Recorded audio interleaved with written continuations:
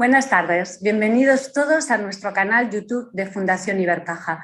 Hoy presentamos la cuarta charla del ciclo Salud Mental Infanto-Juvenil con el título Violencia de Género, ¿el origen está en la adolescencia?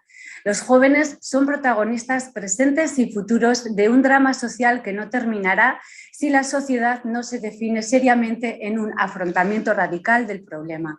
Y ha de ser radical porque tiene profundas raíces psicosociales y culturales de larga trayectoria histórica y universal.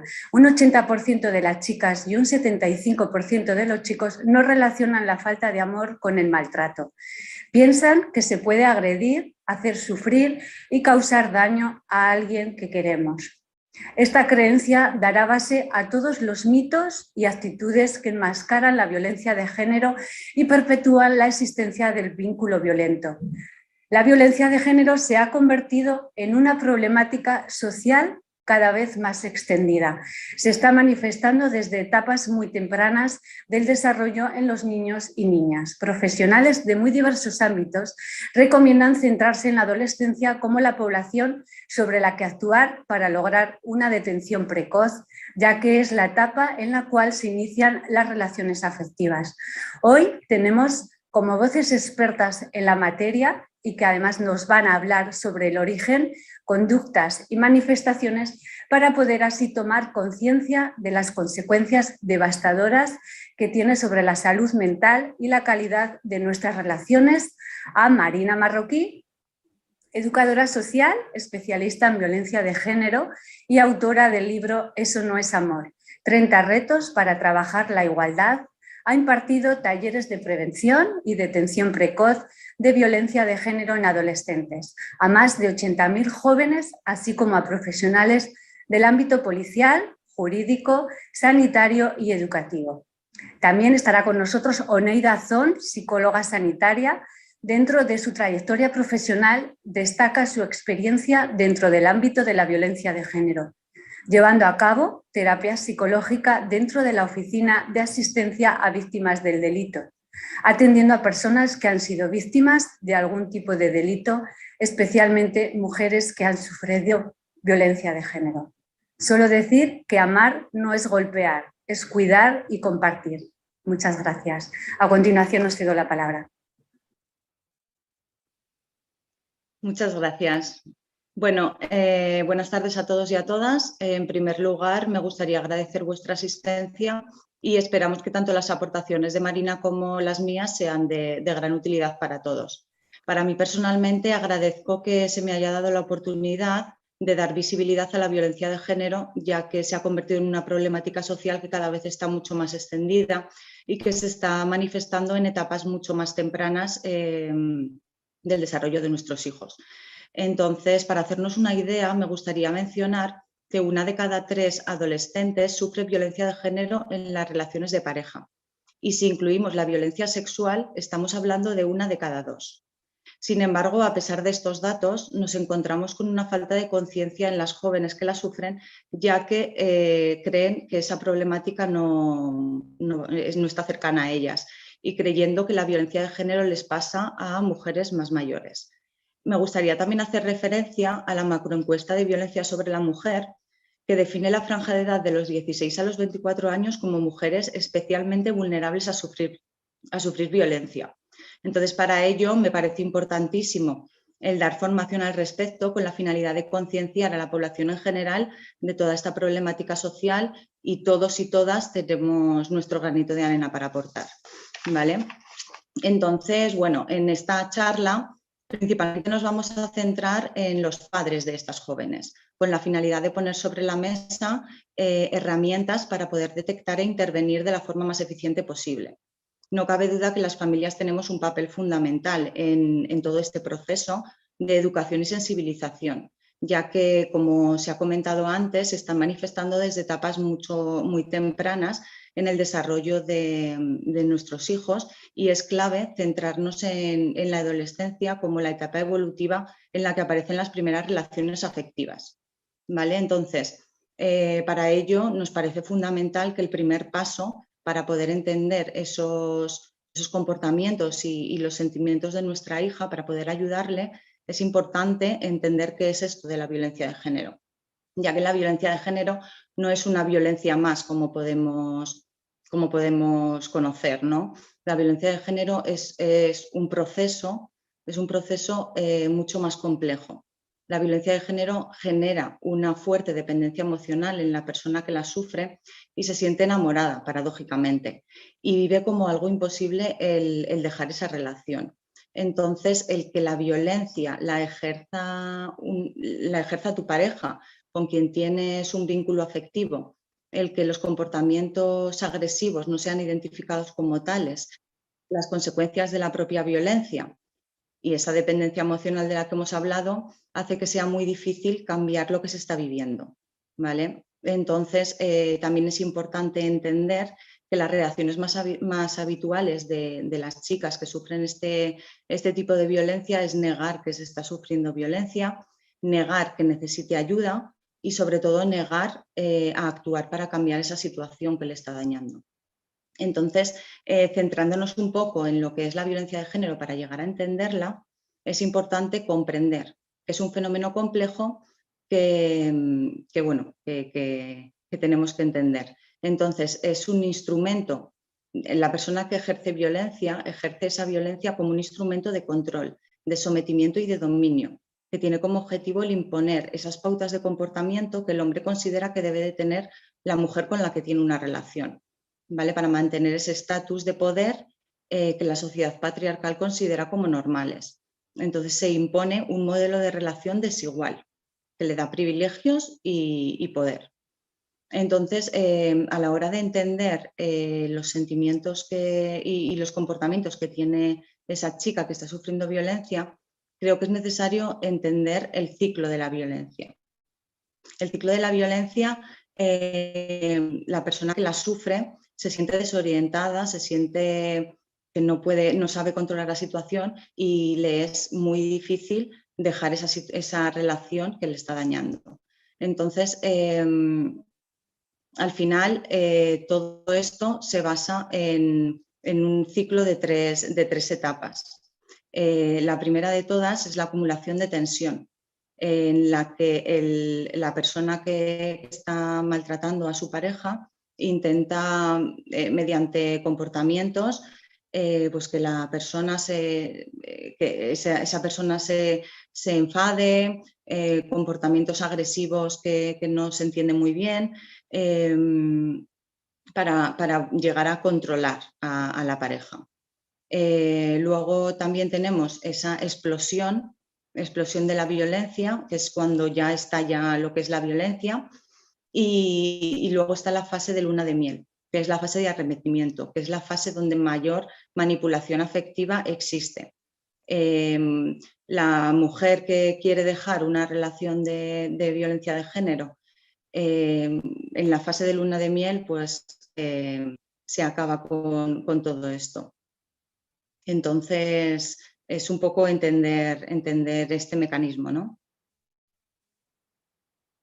Sí, justamente hace muy poquito este ciclo de violencia, que es precisamente Eleanor Walker, que es una psicóloga estadounidense, lo describió en el año 79 para esa explicación que muchas veces tenemos las familias, ¿no? ¿Por qué se queda?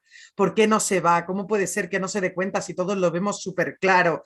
Esa impotencia que genera el entorno en que la víctima no sea consciente de la gravedad de los hechos que está viviendo. Es ese ciclo de violencia. Yo recientemente con la Universidad de Salamanca, en el libro de crisis pandémica, he publicado una variable de este ciclo de la violencia de Eleanor Walker, sobre todo enfocado a familia y profesionales, bueno, porque la ignorancia es muy atrevida y prácticamente ella es la mayor experta mundial en el ciclo de violencia, pero he añadido dos pequeñas variables para actuar y ayudar a la víctima a salir de esta espiral que la deja atrapada dentro, ¿no? Una de las variables es que considero que en la primera fase, en vez de ser la de la acumulación de tensión, como habla Leonor Walker, que considero que es la de luna de miel. Porque dentro de una relación de maltrato, los primeros 6 meses a un año suelen ser muy idílicos. O sea, el maltratador lo que hace es escenificar una relación prácticamente idílica de película de sábado por la tarde ¿no? Pues flores por sorpresa, aparecer en la puerta del instituto recogiéndola, una cena romántica. ¿Para qué genera esa primera fase prácticamente idílica? Va a ser la etapa a la que la víctima siempre va a querer volver. O sea, escuchamos muchas veces no es que nosotros queremos estar como al principio, es que éramos felices, ¿no? Genera esa etapa para que después siempre la víctima quiera volver a esa etapa inicial y luche y perdone y aguante para volver a ser tan feliz, ¿no? Lo que tenemos que tener claro es que esa es la etapa del teatro. Por eso no suele durar más de 6 meses a un año, dependiendo de la escalada de violencia, ahora lo veremos, porque bueno, nadie quiere fingir, no puede fingir más tiempo a alguien que no es. Luego llega la acumulación de tensión, como bien ha explicado Neida, no llegan a ser conflictos, ni la víctima lo identifica como tal, pero sí son pequeños reproches, pequeños defectos, que la víctima hace pequeñas modificaciones y vuelven a ser felices, pero es la gran fase en la que destruye la autoestima y te llena de culpa, ¿vale? Señalar tantos defectos tan seguidos, lo que va haciendo es que cuando después pasa la siguiente fase, que es el estallido de violencia, la víctima se crea culpable por la acumulación de reproches que ya ha estado en la fase anterior. Y luego llega el estallido de violencia, que no pensemos en la paliza, la violencia física puede no llegar a aparecer nunca en una relación de violencia brutal. Es más, la violencia física es un fallo en el modus operandi del maltratador. ¿Por qué? Porque al pasar esa línea, ese si te pega no te quiere, que está muy bien puesto en la sociedad, al cruzarlo ya no solo es que la víctima reconoce de manera mucho más fácil y palpable la violencia, sino que imaginaos vosotras como familias, pues hay muchas dudas, ¿no? Es una relación mala, la deja de las amigas, pero de repente si la ves con un ojo morado ahí se acaban las negociaciones. Entonces, claro, el agresor es un fallo en el modus operandi porque en el momento que las lesiones físicas sean visibles o muy graves, él corre riesgo de perder la relación. Ese estallido de violencia es esa bronca monumental en la que puede estar hora y media llamándote puta porque has sonreído al de las palomitas en el cine, ¿no? Y después, como ha explicado, vuelve a llorar, a pedir perdón, a vivir momentos idílicos de reconquista. Pues justo después del estallido de violencia, la segunda variable que he introducido dentro de este ciclo se llama el momento help. Es el momento help, bueno, momento ayuda porque tengo mucha chispa y mucho glamour, porque básicamente es la situación en la que el ciclo prácticamente perfecto del agresor, la espiral prácticamente perfecta en la que tiene atrapada a la víctima, comete un fallo, hay un error. La víctima, después de un estallido de violencia muy grave, esa venda perfecta que parece que ciega a la víctima en todo momento, se baja un poquito.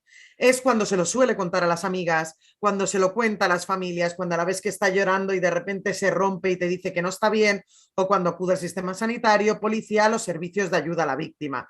Ese es el único punto en el que la víctima tiene conciencia de que su relación a lo mejor no es perfecta. Por eso vamos a contrarreloj, porque solo ahí podremos sacar a la víctima, podremos echar esa cuerda al pozo, porque si familiares que lo han vivido de cerca se pueden dar cuenta de que después del estallido de violencia, en ese momento help, la víctima os puede relatar cómo él la insulta, la amenaza, o incluso la ha empujado contra la pared, ¿no? Y al día siguiente, cuando vais a volver a ayudarla, pues de repente ya os dice, bueno, es que estábamos gritando los dos, estábamos muy enfadados, es que tú no sabes cómo me pongo, y de repente la subjetividad de los hechos ha entrado de tal manera que toda la violencia está totalmente edulcorada. Claro, esa espiral cada vez da más vueltas, cada vez va más rápido. Por eso cuando más tiempo está la víctima en la relación, más difícil es de sacarla, porque gana velocidad y pasa menos momentos en ese espacio. Es cierto que las familias tienen la etapa, lo más difícil de todo, porque el síndrome de mujer maltratada, que es esa venda que dentro no te deja ver que estás en una relación de maltrato, tú le llamas mi novio, el amor de mi vida y eres la próxima Romeo y Julieta. Las personas de alrededor que ve cómo la víctima se va consumiendo, va dejando de ser ella, de tener su sentido del humor, de tener sus amigas o sus aficiones, claro, es la etapa más dura. Yo sufrí violencia de género de los 15 a las 19, justo en la etapa de la adolescencia, y yo no salí del maltrato. A mí me sacó mi familia. Me sacó mi familia en el último de los momentos, cuando prácticamente habían intentado ya todo lo habido y por haber para poder sacarme de esa relación. Entonces, las familias Las familias y el entorno de amigas son la gran herramienta de detección precoz, porque enseguida, en las primeras semanas o meses de la relación, te das cuenta que dejas de ir con tus amigas de siempre, que ya no te vistes igual, que está más seria, que evita ya conversaciones profundas, que cambia su actitud, ¿no? Ya tienes como pinceladas, pero nos cuesta muchísimo, muchísimo poner el nombre. Y cuando antes podamos identificarlo, es mucho mejor para poder sacar a la víctima lo antes posible. Ahora es cierto que la violencia en la adolescencia nos preocupa muchísimo y nos duele muchísimo, pero tenemos que hacer una lectura real. La lectura real es que cuando dice el origen está en la adolescencia, pues posiblemente el origen está en la adolescencia ahora y en la violencia de género de hace 50 años, de hace 20 y de hace 10, porque se inician las relaciones. El problema es que en generaciones, por ejemplo, la anterior a la mía, pues el que te tocaba te había tocado. O sea, quiero decir, mi madre pues, se conoció con mi padre a los 14 años y tampoco había mucho margen ahí de maniobra, ¿no? Pues si tenía suerte bien y si no, si ya podía salir, pues con mucha suerte y mucha revolución social, pues 40, 45, 50. Mi generación, ya hay un gran grueso de mujeres que salieron de las 20 a los 30. Digamos que, claro, ahora nos asustamos porque estamos ante una generación que yo he hecho talleres de detección precoz de la violencia de género ya a más de 90.000 chicos y chicas. Yo nunca me he ido de un taller sin que una chica de 14 años me cuente que está sufriendo la violencia de género que yo viví. Nunca. Ahora salen con 12, 13, 14 y 15 años de la violencia. Claro, es horrible que una chica de 14 años se rompa llorando diciendo que justo esta mañana había una chica de 16, me dice, bueno, pero es que ya lo tenía que haber superado porque me pasó hace mucho. Y yo, ¿cuándo? Dice, hace 3 años ya. Y de repente te rompes porque es una chica que con 13 años tuvo que sufrir cosas horribles. Pero creo que es que se van antes. Creo que sí, tanto trabajo en violencia de género y tanta detección está consiguiendo que las víctimas lo identifiquen en edades súper tempranas y que pasen en las relaciones de maltrato ya no 20 años, ya no 5, 6 o 7 años como mi generación, sino estamos hablando de meses o como mucho 1 o 2 años, ¿no? Y creo que ese es un trabajo muy bueno de la sociedad y un trabajo impresionante de las familias. Sí, yo totalmente de acuerdo con todo lo que estás diciendo y además yo creo que también es importante que el foco de la sensibilización, de la formación, la estamos dando en lo que es la víctima, pero también es muy importante educar a esos posibles, ¿no? Maltratadores para que aprendan a relaciones de igualdad en educación. Yo creo que eso también es muy importante.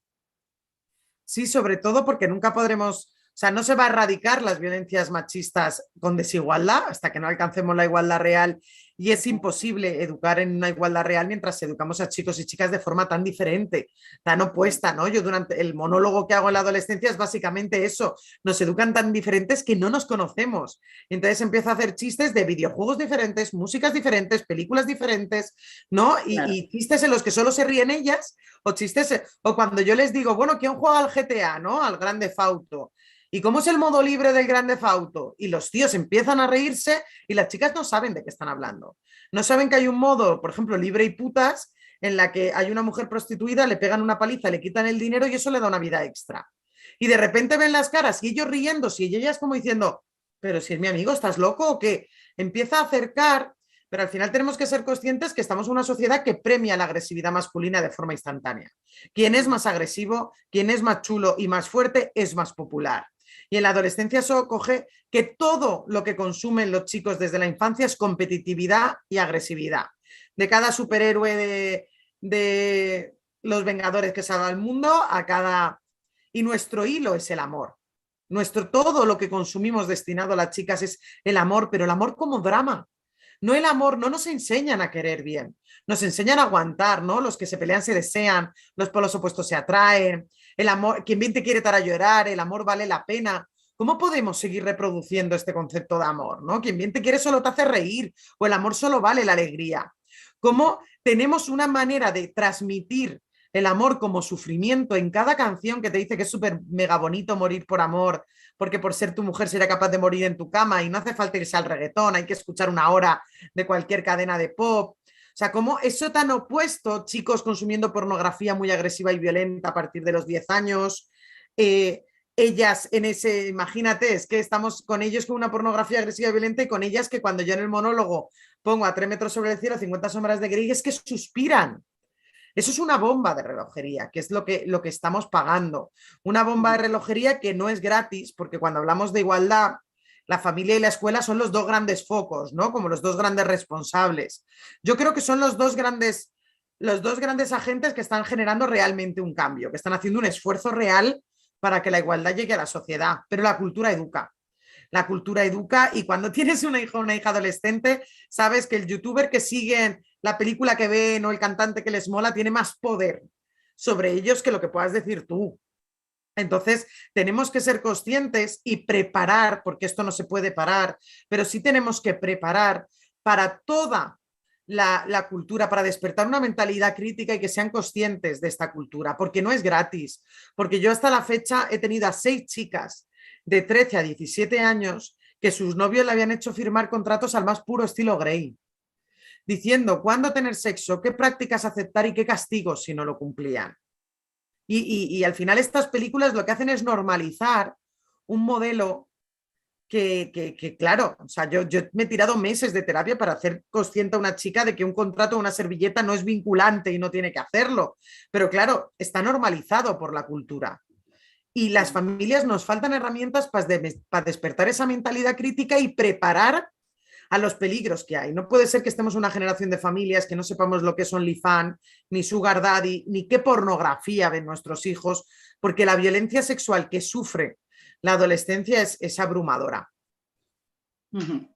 Sí, la verdad que sí. Y luego, pues bueno, lo que comentábamos, que, a ver, esta charla nos centramos en lo que es dar herramientas, ¿no?, a esos padres para poder detectar e intervenir en situaciones en las que su hija está sufriendo violencia de género.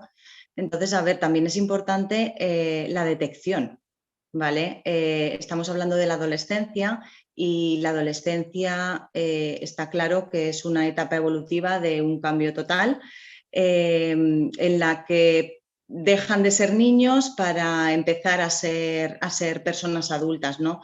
Entonces, pues hay muchos cambios de comportamiento que a lo mejor pueden pasar desapercibidas ciertas señales que nos pueden estar alarmando de que mi hija está sufriendo violencia de género, ¿vale? Es importante lo que has comentado antes, que la violencia de género no es la faceta de la agresión física. Probablemente una relación de violencia de género pocas veces se puede llegar a lo que es la agresión física.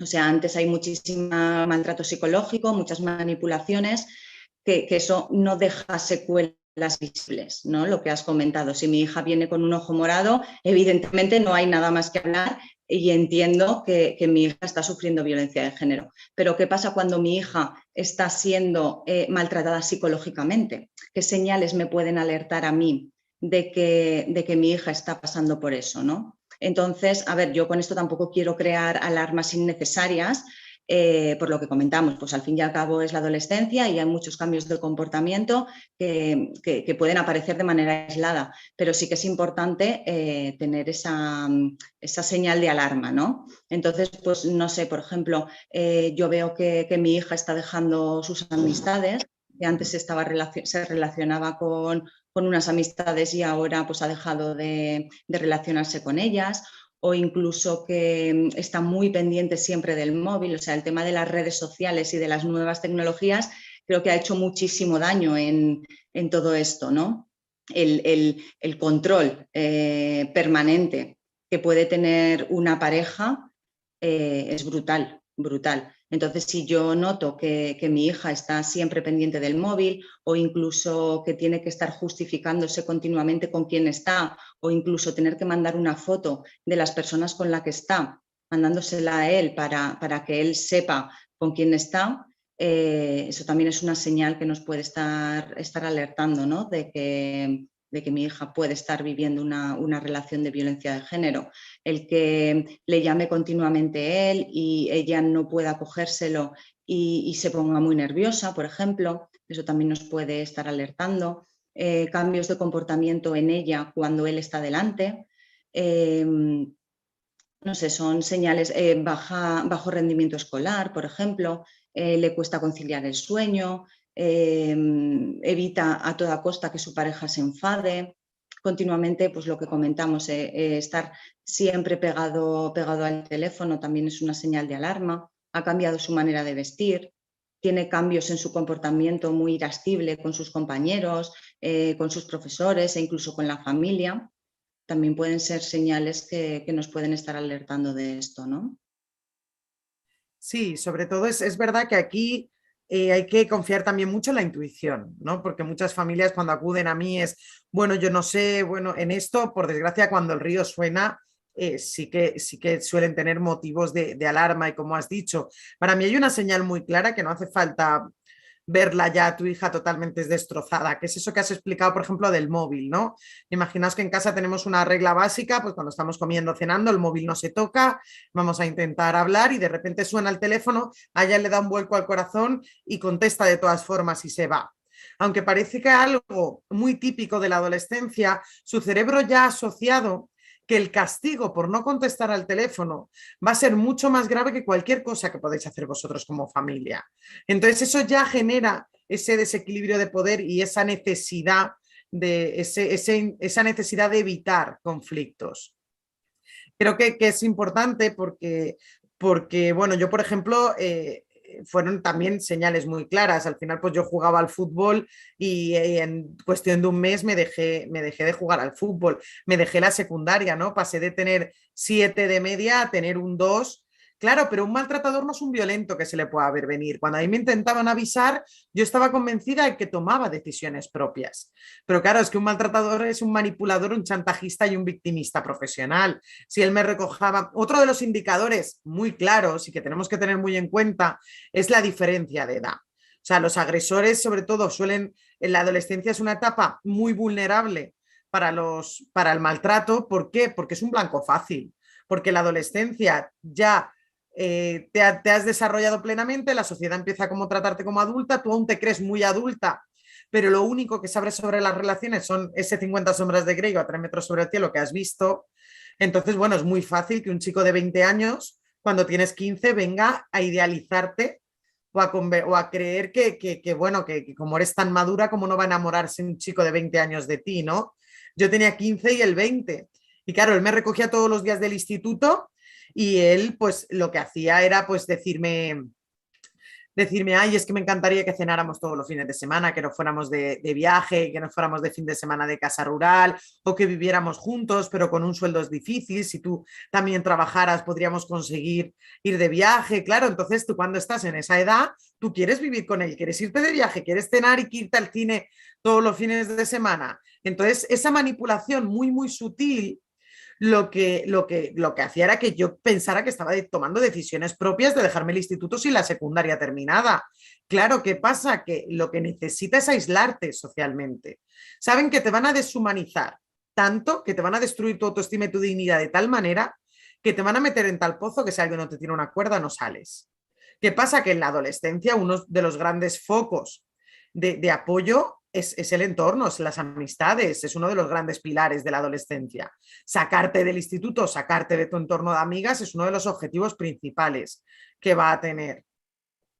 Porque, por supuesto, es que vamos, yo en los primeros 2 años de relación engordé 40 kilos. Pasé de jugar al fútbol a ser la pelota. Claro, desarrollé, por ejemplo, una bulimia. Estas son otras señales, todas las enfermedades que tu cuerpo utiliza para intentar que identifiques la violencia que estás sufriendo, ¿no? Imagínate, claro, yo cuando digo a mi madre que estoy sufriendo bulimia, porque eso ya era imposible de poder ocultar y que yo nunca me había provocado un vómito, yo durante muchos meses pensé que estaba enferma de algo y cuando, bueno, ya lo entiende, al final la adolescencia, has engordado 40 kilos, no te preocupes, buscamos ayuda. Cuando estuve unos meses en psiquiatría tratando esa bulimia, fue la psiquiatra la que quiso hablar con mi madre y le dijo, tu hija no tiene bulimia, tu hija tiene bulimia nerviosa. Tu hija tiene problemas que no es capaz de asimilar, ni siquiera de identificar, y lo que está haciendo es vomitar problemas. Y si yo tuviera que apostar, a tu hija la están maltratando. No, claro, eso fue un antes y un después, porque hasta entonces habían buscado 1000 estrategias de todas las formas, ¿no? De intentar que me divirtiera mucho, de hacerme fiesta sorpresa, ¿no? Cosas muy, muy efectivas. Es más, ahora todo mi programa, yo soy de Elche, mi familia hace zapatos, pero gran parte de todo mi programa de desvinculación progresiva del agresor a través de los familiares, de mi programa de familias, aunque después he teorizado y he construido y la carrera me ha servido de mucho, gran parte lo saqué de lo que hicieron mis padres conmigo haciendo zapatos y siendo zapateros, porque lo que hicieron fue muy inteligente. Dijeron, bueno, si él tira para un lado, si él les pone en nuestra contra todo el tiempo, pues nosotros lo que vamos a hacer es tirar más. Y como habían visto que no funcionaba, es que no te das cuenta, en que no lo ves, es que no ves cómo te tratan, no, porque al final el maltratador es un chantajista y victimista profesional. Si tú lo que haces, que es lo que te pide el cuerpo, es que no ves cómo es, este chico no sube a casa, yo te quito el móvil y que no sales, pues se llama Romeo y Julieta es. El agresor va a tener un montón de herramientas para decir es que están en nuestra contra porque no entienden mi amor, porque me juzgan sin conocerme, y lo que van a hacer es que la víctima se agarre más a esa relación.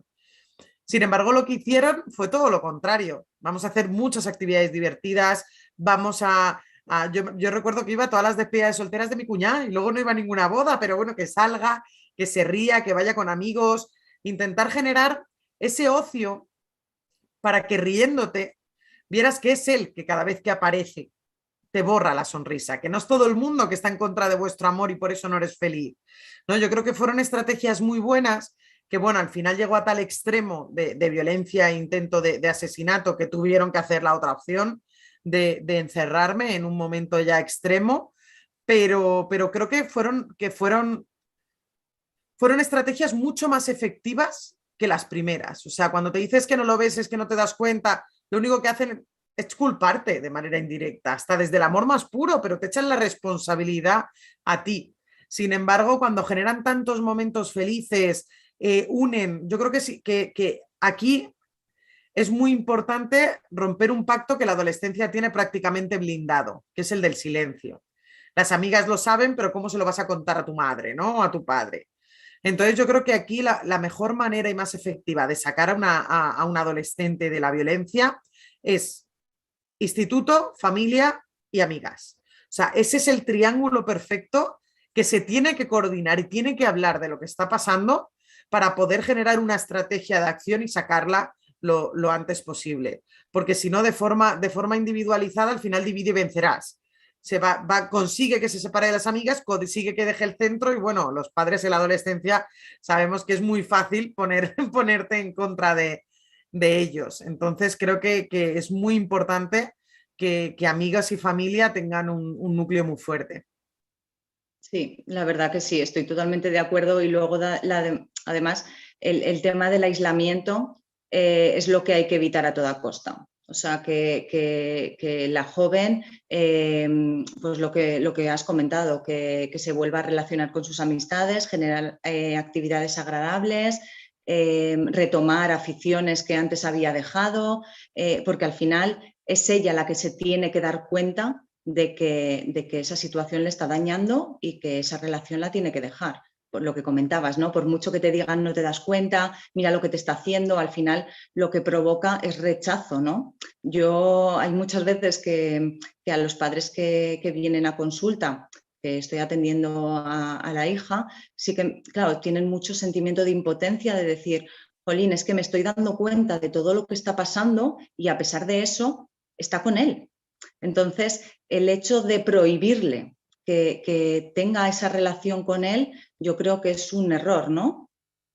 Sí, yo creo que sí, porque más Romeo y Julieta se va a creer, el amor romántico más fuerza y más poder tiene él de chantajear a la víctima. Por eso creo que las familias también tienen que acudir a profesionales. Hay pocos servicios que den herramientas prácticas a las familias. Cuando esas familias notan esa desesperación, no hay una red de verdad de servicios a las que puedan acudir y me parece primordial porque la adolescencia tiene varios peligros, tiene varios puntos fuertes en relación con la violencia en mujeres adultas y tiene varios peligros. Por ejemplo, un punto fuerte en el confinamiento se ha visto muy claro, o sea, en las mujeres víctimas de violencia de género que convivían con el maltratador ha significado cerrar la puerta del infierno por dentro. Ha sido una etapa que ha cambiado totalmente el paradigma de violencia como lo entendíamos.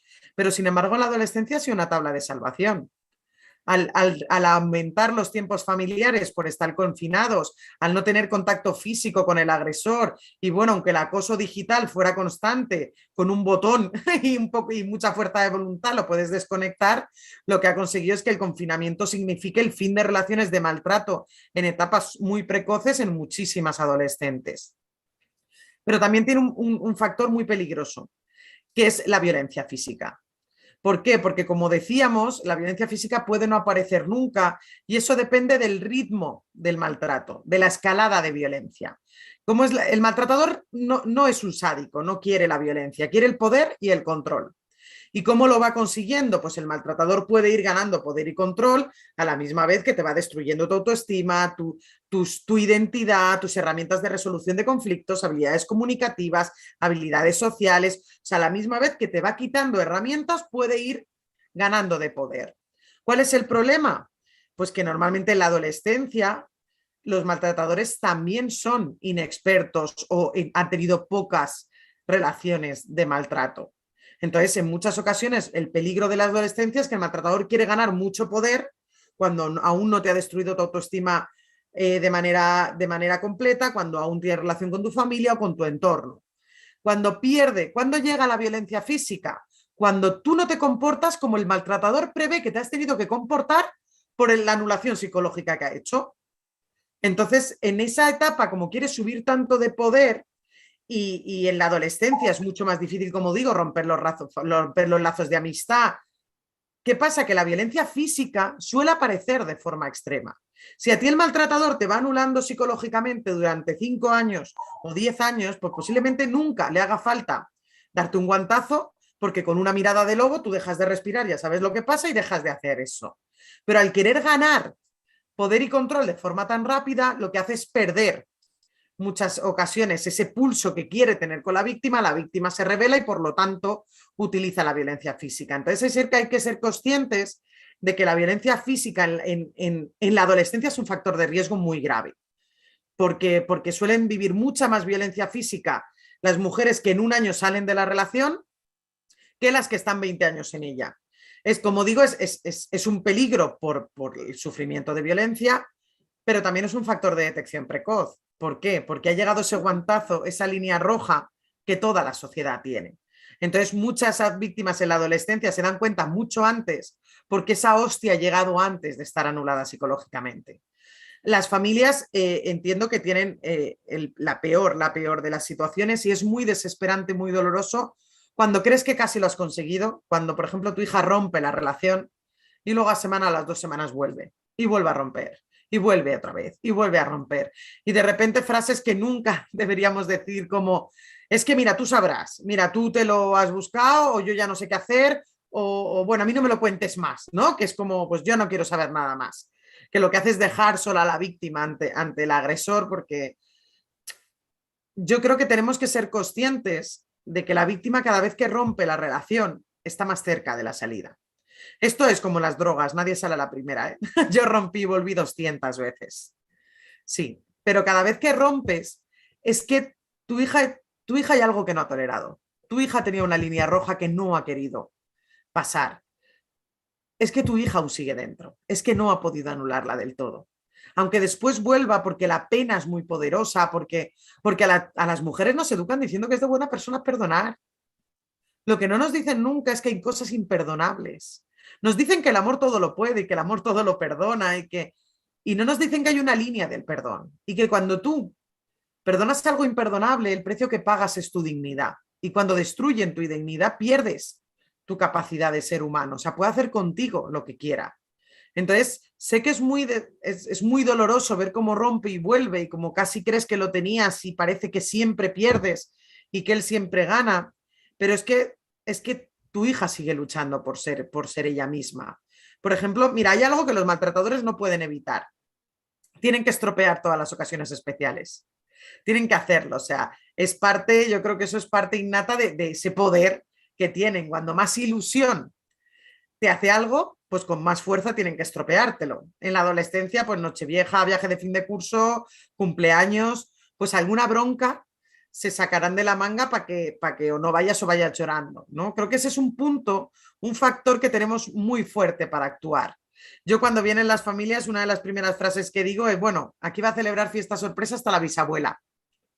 ¿Por qué? Porque lo que tenemos que intentar es que su cerebro desmanipular lo manipulado. Que su cerebro no crea que todo el mundo está en contra de su amor, sino que asocie que ella es feliz y cuando él aparece rompe esa relación. Es cierto que es doloroso y es de un gran esfuerzo para las familias decir, no, no, es que el sábado tiene que subir a tu casa, tiene que cenar y tienes que ser súper majos con él. Dice, pero es que yo le he dicho que le he prohibido subir. Ya, pero es que entonces das argumentos. Entonces tienes que subir, tienes que ser súper majo, tienes que hacer lo que más le apetezca de comer, tienes que darle conversación. ¿Por qué? Porque va a estropearlo. Porque es que no va a poder evitar estropearlo. Yo recuerdo que una de las agresiones físicas, de las palizas más grandes que me he llevado, fue el día de mi 18 cumpleaños. Porque mis amigas ya hacían un par de años que ya se habían cansado de llamarme, de que no lo viera. Al final las amigas al final se cansan y mi familia me hizo una fiesta sorpresa muy, muy bestia. O sea, invitaron a mis amigas, a toda mi familia, pusieron carteles por todo el barrio, esta chica cumple 18 años, se busca, o sea, como muy bestia todo, ¿no? Entonces llegué y una cajas enormes, y yo recuerdo que me llevé una paliza súper grande con la justificación de que él había quedado en ridículo porque todo el mundo me había regalado algo menos él. Y digo, hostia, me das una paliza porque eres un tacaño de mierda, ¿no? Y no me regalas nada para mi 18 cumpleaños. Pero es cierto, se había generado tal momento especial que como no sabía cómo romperlo, cómo borrar cada sonrisa de mi cara, al final acabó con una agresión física muy, muy grave. Entonces tenemos que ser conscientes de que tenemos que generar ese momento help. Porque si no sale de forma natural, no tiene por qué solo provocarlo él. Podemos provocarlo nosotros. Y cuando más tiempo pase en ese momento de ruptura, de esa idealización que tiene de la relación, más fácil va a ser poder ayudarla. Y sobre todo yo creo que también bajarnos del pedestal que tradicionalmente hemos estado como madres y padres. Creo que el paradigma de ser madre y padre ha cambiado de manera radical, no es tradicionalmente tener un conocimiento, transmitirlo, no. Ahora tienen todo el conocimiento en el móvil y no saben usarlo. Tenemos que dar las herramientas para poder gestionarlo. ¿Por qué digo bajarse del pedestal? Porque yo, por ejemplo, estaba en una familia en la que mis padres nunca discutían. Nunca discutían. Nunca han discutido delante nuestra, nunca se han dicho una palabra más alta que otra. Y es algo que todas las familias tienen como objetivo, ¿no? Que no nos vean discutir. ¿Por qué no? Sin embargo, sí me decían muchas veces, todas las parejas discuten. A ti te llega el mensaje, todas las parejas discuten, pero yo nunca he visto discutir a mi familia. Entonces, ¿cuál es el problema? Que él podía convencerme de que aquello era una discusión normal, porque yo sabía que todo el mundo discutía. Entonces, tenemos que ser conscientes de que discutir en una relación que es al final una resolución de conflicto por cualquier cosa, cualquier diversidad de opinión, en la que una vez gana uno, otra otro se busca una tercera opción, otra, yo qué sé, se ponen papelitos y se saca uno al azar. O sea, hay 1000 estrategias de resolución de conflictos. Está dando muchísimas herramientas a nuestra hija para que cuando esto pasa sepan que una discusión no significa que te acorralen ni te llamen hija de puta en la pared. Que eso no se parece a ninguna discusión en ningún caso.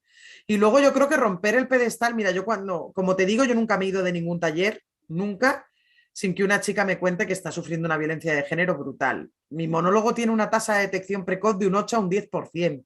Y han pasado 90.000 personas, ¿eh? La inmensa mayoría no lo sabían las familias. Pero no porque no confíen en ellos, o porque no tengan buenos padres o madres, o porque no les vayan a ayudar sin pensarlo. Una de las frases que más me dicen sus hijas es que no quieren decepcionarles. Que es que yo no puedo defraudar a mi familia. ¿Sí? ¿Qué pensaría de mí si piensan que he hecho esto? Y con la violencia sexual se dispara este discurso, ¿eh? es que yo he enviado, yo tengo que quedar y aceptar que me viole esta persona porque he mandado una foto y ahora es que si no se la manda a mi familia y ¿cómo les voy a avergonzar así?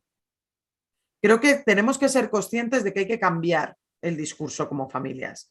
Ya somos una generación de madres que ya han sufrido ese acoso, que muchas hemos sufrido violencia de género, que otras hemos sufrido otros tipos de violencias, y romper ese silencio que siempre ha ido en torno a la violencia, a las violencias machistas, y contar que a ti te ha podido pasar y que bueno, pues a lo mejor tu padre no era el primero, era el sexto, pero era el mejor, o romper esas tradiciones que al final hacen que creas que te va a avergonzar tu hija porque se haya enamorado de la persona equivocada o porque haya hecho alguna conducta sexual o no, que le están bombardeando por 1000 sitios, me parece muy importante. Porque guardarse tanto dolor solas, solo por no defraudar a unos padres que no les van a defraudar, o sea, me parece que este nunca debería ser un motivo para no tener la ayuda de tu familia en momentos tan difíciles. Sí, yo creo que me ha parecido súper interesante esto último que acabas de mencionar, ya que hay reacciones que tienen esas niñas que, claro, los padres se sienten muy mal, ¿no? De decir, pues ese sentimiento de culpa, de por qué no me lo han contado antes, cómo no lo he podido detectar, ¿no? Entonces, esto que acabas de comentar de no confía en mí, no me lo ha contado porque no confía en mí, ¿no? Entonces, yo creo que eso es importante entender lo que acabas de decir. No es que no confíe en ti, es que es como una medida de protección, ¿no? O de no querer defraudarte, para que no lo pases mal, para que no sufras. Entonces es importante, ¿no? Incluso de no hacerte daño. Yo, por ejemplo, mi familia no sabe ni el 10% de lo que sufrí. Claro. Y yo no lo hacía por no tener confianza o por no, sino porque yo digo, yo a lo mejor con mucha ayuda profesional puedo superar las 300 veces que me ha violado, las palizas que me ha pegado, pero si yo le cuento una sola de esa situación a mi familia, ¿cómo lo supera, no? Al final te conviertes tú en esa protección hacia ellos y niegas esa y ocultas la inmensa mayoría. Ten en cuenta que de las familias, lo que vosotros veáis no se acercará ni a un 10% de lo que vuestra hija está sufriendo. Y eso es algo que tenemos que tener en cuenta. Que hay veces que creemos que lo único que vemos es lo que pasa y en violencia de género eso no es así. Solo veis, y además las pequeñas indicaciones que os va a dar vuestra hija van a ser como bengalas en medio del mar, o sea, va a ser, como tú dices, no hay que restar importancia porque puede ser que no va a venir a decir mamá, papá, me maltratan, eso no va a pasar. Van a ser pequeñas indicaciones en primeras cosas que les va a sonar así como raras para ver cómo va, ¿no? Yo recuerdo que una de las primeras fue, madre mía, mamá, hemos tenido una bronca increíble porque yo quería ver en el cine Love Actually y él, pues no sé, Robocop o alguna mierda de esta, ¿no? La jungla de cristal, creo. Claro, la respuesta fue, Marina, no sea marimandona cada vez que elija uno, ¿sabes? Y fue como, claro, yo no conté qué reacción tuvo ni cómo fue esa bronca. Yo fue nada, ¿no? Por eso es tan importante no restar importancia a nada, crear un entorno de confianza, no preguntar muchos detalles, no decir cómo has podido pasarte esto y que no lo hayamos visto. No, el autoflagelamiento aquí no funciona. Sobre todo centrarse en su valentía y en su fuerza por identificarlo. En ella como eje central de su vida, en que ya no eres igual de feliz. Yo recuerdo que mi familia, como digo, lo intentó de todas las maneras y una de las frases que más me hizo recapacitar fue una frase que me dijo mi prima mientras me tintaba el pelo. O sea, estaba así y dice, bueno, yo no sé qué te pasa, la verdad, pero yo sé que mi prima se reía todos los días y que yo llevo 2 años sin verte sonreír. Y de repente dije, ostras, no le atacaba a él, no, solo se centraba en mí. Pero recuerdo cuando llegué a casa me puse a buscar fotos. Y entonces me di cuenta que ya tenía razón, que ya no sonreía, que no había ni una foto sonriendo en un montón de las que me había hecho. Entonces, hay veces que creemos que despertar a realidad, pero es que la manipulación no va a dejar que esa realidad la vea. Sin embargo, centrarse en su felicidad va a ser mucho, mucho más efectivo. Y sobre todo que acuda a profesionales para que pueda descargar esa mochila que nunca os va a contar por no haceros daño. O sea, no intentéis rescatarla, porque eso yo creo que es importante generar ese núcleo de confianza, recalcar su valentía y ahora te voy a llevar a una profesional que va a poder ayudarte.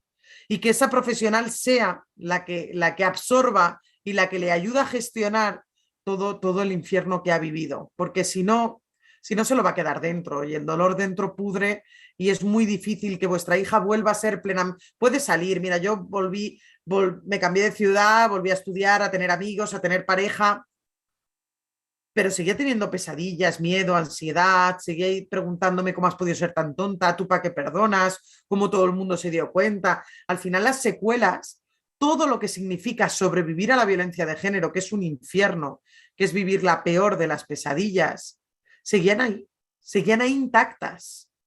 Entonces creo que es importante no solo salir, no solo sobrevivir, sino hacer un esfuerzo para volver a ser feliz. Yo cuando salí recuerdo que mi padre dijo una frase que es, bueno, muerto el perro se acabó la rabia. ¿Qué va? ¿Qué va? La ruptura de la relación es solo el principio del camino de superación de la violencia. No podemos dar esa batalla por ganada en ese momento. Tenemos que después acudir a profesionales, recalcar que tiene que volver a ser feliz, restaurar las secuelas y sobre todo que no sea un tema tabú, que sea un episodio más de la vida como puede pasar, pero que no se convierta en el elefante en la habitación que le haga sentirse avergonzada y culpable.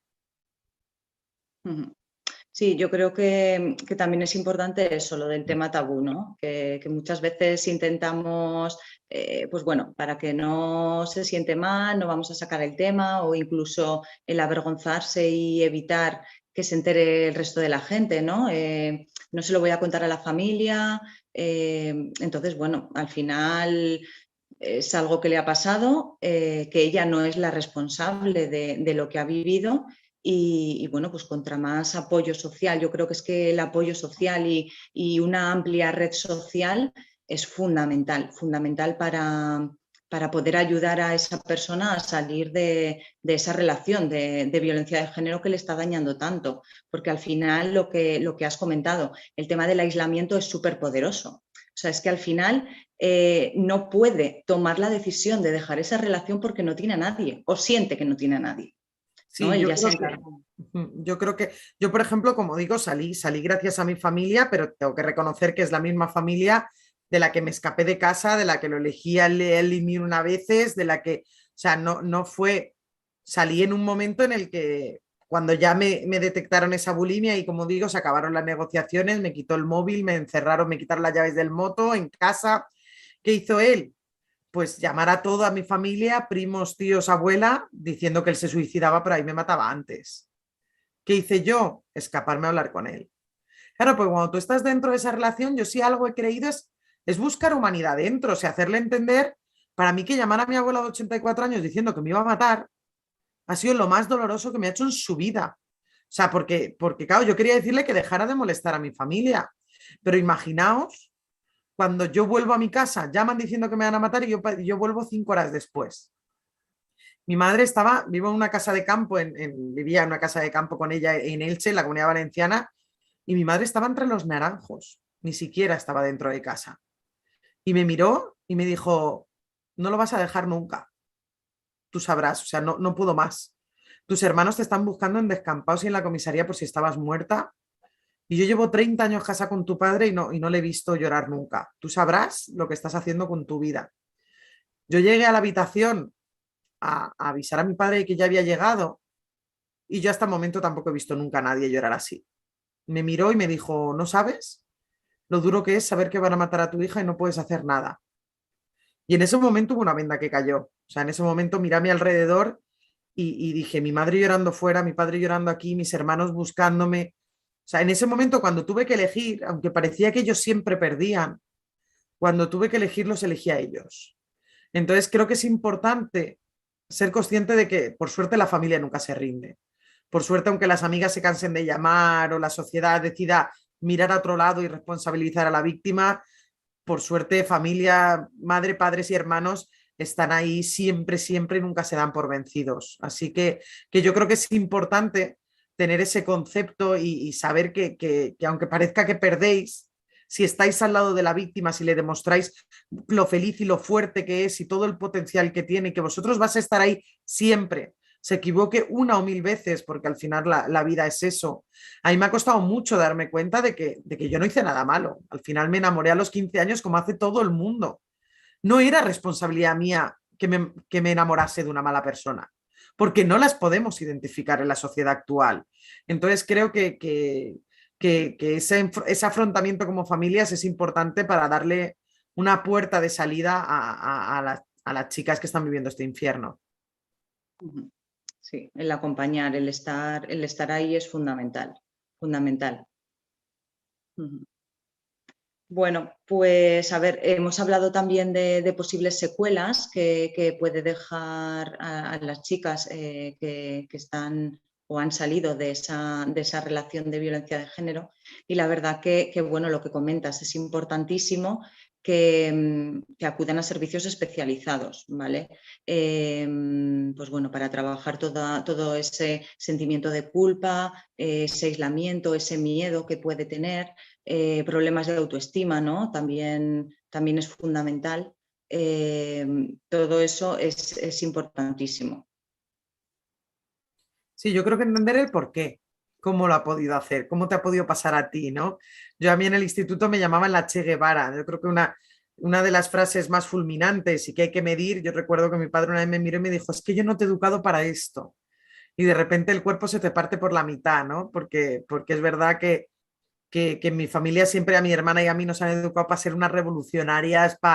Entonces a mí en el instituto, yo soy de la generación del no a la guerra, ¿eh? Imagínate la revolución que armábamos y de repente yo tardé 5 años en decir la palabra maltrato en voz alta. Yo no creía que a mí me había pasado. Ahora esta nueva generación lo llama relación tóxica, que digo, hostia, se bañan plutonio, ¿sabes? Pero es una manera de no poner nombre porque el nombre duele demasiado. Y entender cómo te ha podido pasar. Al final yo recuerdo que el cerebro te iba a una velocidad tan fuerte intentando darte cuenta. Mira, para que os hagáis una idea de cómo me sentí, imaginaos que tenéis una relación de años más o menos buena con sus altos y vuestros bajos y de repente la policía tira a la puerta y lo detiene por violar a 50 personas. Y se te cae el mundo abajo, se te cae el teatro y dices, pero yo qué vida vivía, pero esta mentira. Es un poco lo que sientes, ¿no? Yo pensaba que estaba luchando por una relación de amor y de repente estaba con un monstruo y de repente me ha hecho daño a posta, ¿no? Las 3 últimas frases que me dijo es, más tonta eres tú por haberte creído cada vez que he llorado, a ver así de gorda quien te quiera ahora, que aunque sea lo último que haga en mi vida, te mato. Entonces, claro, yo vivía como si alguien fuera siempre detrás a matarme. Yo durante años, mi último pensamiento antes de dormir era, por favor, que me dé un derrame cerebral y no me despierte mañana. Mis amigos a día de hoy aún siguen pensando que a mí, en una barras, pedir algo y comer de pie me sienta mal al estómago. No, es que las barras están de espaldas a la puerta. Y yo tenía que sentarme para poder ver siempre quién entraba. O que yo no me puedo poner en las terrazas porque ahí me molesta el sol en los ojos. Pues si yo tengo los ojos marrón Coca-Cola, si yo puedo mirarlo de cerca, si yo tengo un foco aquí de 1000 voltios y no me voy ni parpadear. O sea, pero claro, en la terraza te puede ver todo el mundo. Entonces, creo que es muy importante ir a profesionales, como dices, para tener todas las piezas del puzzle, para poder entender el por qué lo ha hecho, el cómo lo ha conseguido y que no haya autoestima en esta sociedad que pueda blindarse ante la manipulación y el chantaje de un maltratador. Solo queda reconstruirla. Dime. Yo creo que es importante el entender cómo él ha hecho eso y también entenderse a ellas mismas, ¿no? Con el ciclo de la violencia que hemos comentado antes, ahí se deja ver esa dependencia emocional que siente hacia él, el cómo vuelvo otra vez, o sea, a pesar de lo que me ha hecho, cómo vuelvo otra vez a creer en esa relación, a creer que puedo salvarlo, ¿no? Porque al final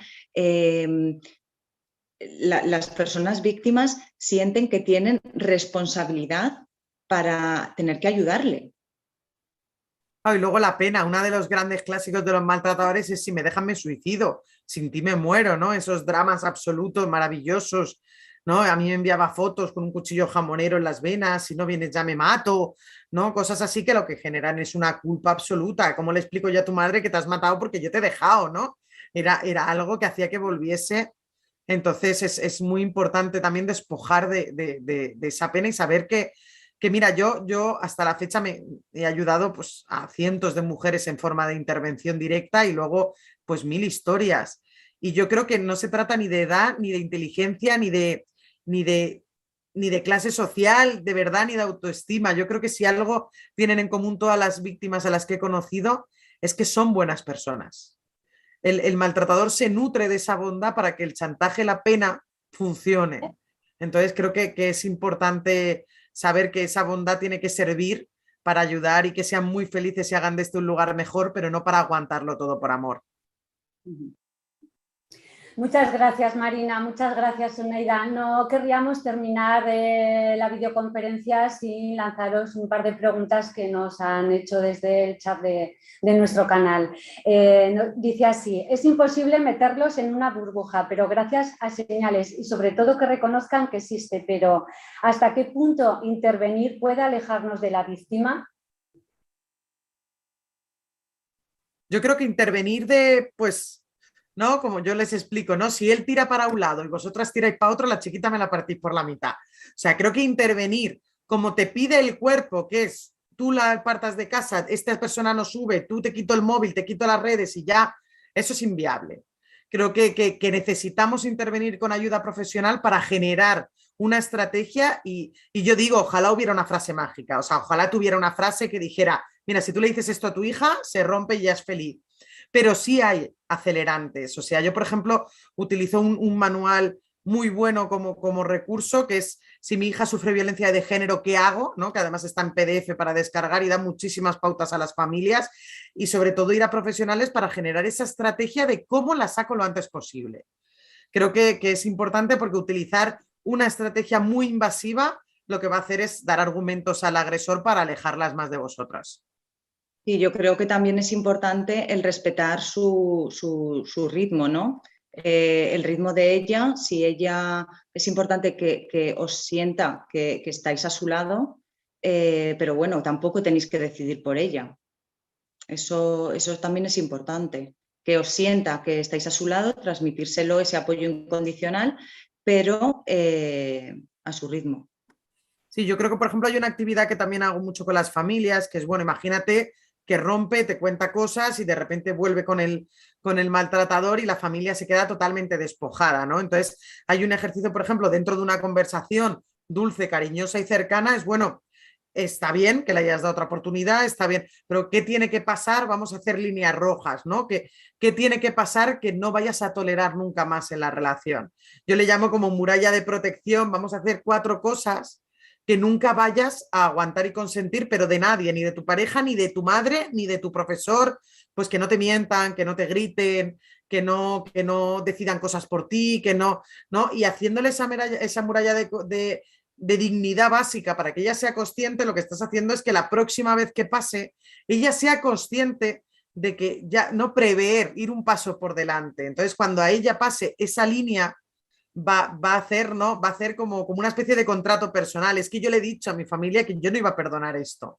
Entonces sí que hay actividades y dinámicas que pueden ayudar un poco, sobre todo a que ella identifique cuando vaya a pasar otra vez. Bueno, os lanzo también la segunda. Muchas gracias a las dos. ¿Creéis que está produciéndose una involución en las relaciones de igualdad entre géneros? Oneida, ¿tú o yo? Como quieras. Yo creo que dime. No, sí. Yo creo que sí se están invisibilizando, vamos a ver, están apareciendo nuevas violencias mucho más extremas, aún si las que había contra las mujeres. O sea, ¿hace cuánto que no vemos una violación que no sea de una manada en televisión? Siguen violando de uno en uno, ¿no? Pero de repente eso inocula todo y eso normaliza un mensaje muy perverso, porque movimientos como el Me Too, el Cuéntalo, la hermana Yo Sí Te Creo, que han puesto la violencia sexual, por ejemplo, encima de la mesa, lo que yo me encuentro en la adolescencia es que solo aparezcan manadas, que ellas, bueno, que solo te violan si 5 tíos te meten en un portal, ¿no? Entonces eso normaliza un paraguas de violencia, imagínate, extremo. Esa pornografía que entra para normalizar la violencia sexual de una forma extrema, la falta de educación afectivo-sexual, ahora el sexo para ellos es ocio. O sea, creo que es muy difícil las redes sociales, que al final ya no es solo el maltratador que se puedan encontrar en la esquina o el panadero o su amigo de clase. Ahora estamos ante una red absoluta, ¿no? Ante un canal directo.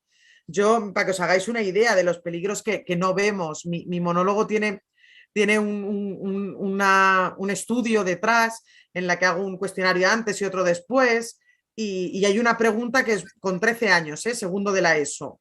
¿Recibes imágenes de contenido sexible o fotos de fotografías de penes a través de Instagram o TikTok? Con 13 años el 65,9% de las chicas reciben ese tipo de imágenes. Me refieren entre 15 y 25 semanales. O hay otra pregunta que es, ¿has recibido ya por internet peticiones expresas para tener sexo por parte de desconocidos? Con 13 años el 29% de las chicas ya la han recibido. Son violencias que ni siquiera podemos identificar y que, claro, nunca se lo cuenta a la familia. ¿Por qué? Porque le quitan Instagram. Instagram es su modo de socializar. Entonces, claro, tienen que socializar así, pero tenemos que dar herramientas. Por eso creo que la formación, siempre se ha dicho que no se nacía con un libro para ser padres debajo del brazo, pero yo creo que ahora sí que hay muchos libros y hay muchísimas formaciones destinadas a familias. Y ahora tenemos que formarnos para educar. Creo que es el gran cambio. Bueno, muchas gracias. No tenemos más tiempo para más preguntas. Sería, bueno, es súper interesante y la verdad que podríamos seguir hablando toda la tarde, pero ya nos toca despedirnos. Muchas gracias a las dos, Marina, muchas gracias, Oneida. Ojalá tomemos conciencia de todo lo que nos habéis aportado y nos pongamos a trabajar duro sobre estas conductas y sus consecuencias, ¿no? Y nos sensibilicemos toda la sociedad en su conjunto. Dar las gracias también, voy a aprovechar la ocasión, a Ana López, gerente de la Asociación Aragonesa Pro Salud Mental, Carlos Muñoz, coordinador del ciclo y, como no, a todos ustedes por habernos acompañado durante todas estas sesiones. Desearles felices fiestas y emplazarles a la siguiente conferencia que tratará sobre educación, arma contra la inmunidad, que tendrá lugar el próximo día 18 de enero. Muchas gracias. Juntos construimos un mundo con más oportunidades para las personas, para conseguir una sociedad más inclusiva y sostenible. Fundación Ibercaja. Juntos hacemos más.